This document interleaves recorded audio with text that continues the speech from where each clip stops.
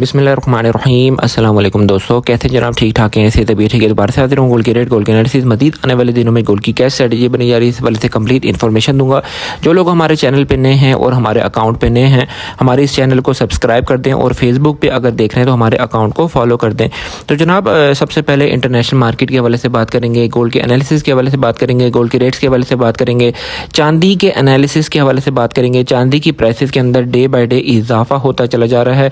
चांदी को ख़रीदना चाहिए या नहीं ख़रीदना चाहिए, इस हवाले से आपसे कंप्लीट बात करेंगे वीडियो के आखिर में। आपने हमारी इस वीडियो को मुकम्मल देखना है और आप अगर हमारी ग्रुप सर्विस को ज्वाइन करना चाहते हैं जिसमें गोल्ड के रेट, गोल्ड के एनालिसिस, हर चीज़ मौके पर मुहैया की जाती है, जिसके एनालिसिस को अगर आप गोल्ड के एनालिसिस को बहुत ईजीली अगर आप देखना चाहते हैं तो हमारी व्हाट्सएप सर्विस को ज़रूर ज्वाइन करें, ताकि आपको जो आपकी ट्रेडिंग है उसके अंदर आपको बहुत ज़्यादा फ़ायदा हो सकता है। तो जनाब इंटरनेशनल मार्केट के हवाले से बात करते हैं। इंटरनेशनल मार्केट इजाफे के साथ कल रात को जो है ना मार्केट ने अपनी क्लोजिंग दी है, इजाफा भी हुआ है, लेकिन गोल्ड की प्राइसेस के अंदर इजाफा नहीं किया जा रहा माफिया की जानिब से। ठीक है, रेटों को तो इजाफा के साथ बढ़ाया गया है इंटरनेशनल मार्केट ने, लेकिन जो डोमेस्टिक लेवल पे गोल्ड की प्राइसेस हैं उनके अंदर इजाफा क्यों नहीं हुआ, उसकी क्या वजह बनी है, कैश शॉर्ट क्यों चल रही है मुल्क में, उसकी भी वजह बताऊंगा आपको मैं। तो इंटरनेशनल मार्केट जो है ना आज के डे में ओपन हुई $3380 फी औंस के करीब इंटरनेशनल मार्केट ओपन हुई, जिसने 3384 का हाई लगाया और 3372 का लो लगाने के बाद इस वक्त इंटरनेशनल मार्केट $3372 फी औंस के करीब इंटरनेशनल मार्केट चल रही है। आज इसकी सपोर्ट की बात करें तो आज इसकी सपोर्ट बनती है 3340, 3345 और 3350 इसकी सपोर्ट बनती है, जबकि इसकी रेजिस्टेंस बनती है 3410 और 3400 और 3390 इसकी जो है ना रेजिस्टेंस लेवल बनते हैं। 3400 का जो लेवल है वो बहुत ज़्यादा इंपॉर्टेंट है। 3380 और 3390 ये लेवल बहुत ज़्यादा इंपॉर्टेंट है। अगर मार्केट यहाँ पर जाके स्टे लेती है और मार्केट 3 से 4 घंटे की कैंडल बनाती है तो मार्केट के मज़ीद बढ़ने के इम्कानात हैं। ट्रेंड आज इसका बनता है पॉजिटिव और वॉलेटाइल बनता है। और बात करें डाटास की तो डाटा है 11 बजे जर्मन का फैक्ट्री ऑर्डर्स हैं, उसके अलावा फिर 1:30 पे ब्रिटेन कंस्ट्रक्शन PMI है और फिर 10:01 पे USA 10 ईयर बॉन्ड ऑक्शन है और फिर 11 बजे USA FOMC मेंबर कोलिंग की स्पीच है और फिर USA FOMC मेंबर कुक की स्पीच है। ये डाटा जो हैं ये मीडियम इम्पैक्ट डाटा हैं, मार्केट को कुछ ना कुछ मार्केट के अंदर तब्दीली लेके अंदर आने में मार्केट के कारगर साबित हो सकते हैं, लेकिन इतने ज़्यादा हाई इम्पैक्ट डाटाज नहीं हैं। मार्केटों के अंदर कैश शॉर्ट होने की वजह क्या बनी है, सबसे पहले वो आपसे मैं शेयर करता हूं।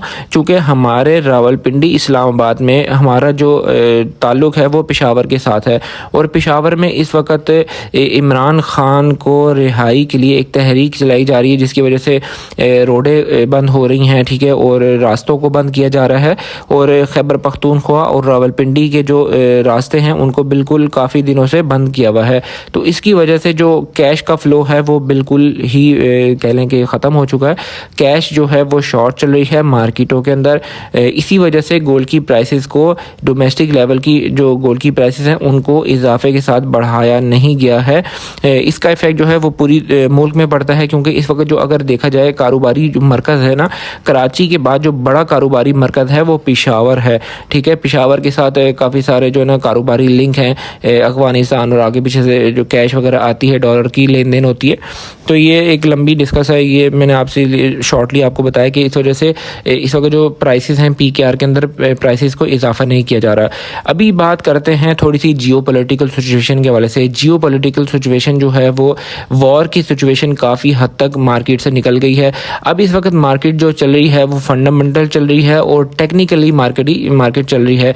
डोनाल्ड ट्रंप और फेड के चेयरमैन पावेल के दरमियान बहस व मुबाहिसा हो रहा है कि रेट कट किया जाए और रेट कट को करने की सूरत में इंटरनेशनल मार्केट के अंदर इजाफा हो सकता है, लेकिन वो भी न्यूज़ जो है वो फ़िलहाल जो है ना वो मदम पड़ी हुई है।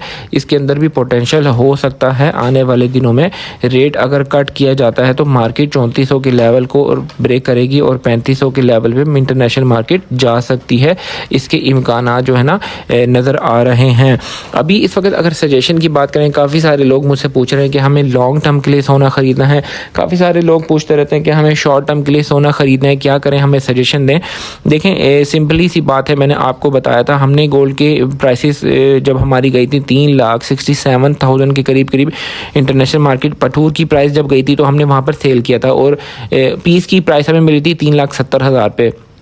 फिर मैंने आपसे गोल्ड दोबारा से बाय करवाया 3,66,000, 3,56,000, 3,57,000 के करीब हमने पठूर को दोबारा से बाय करवाया।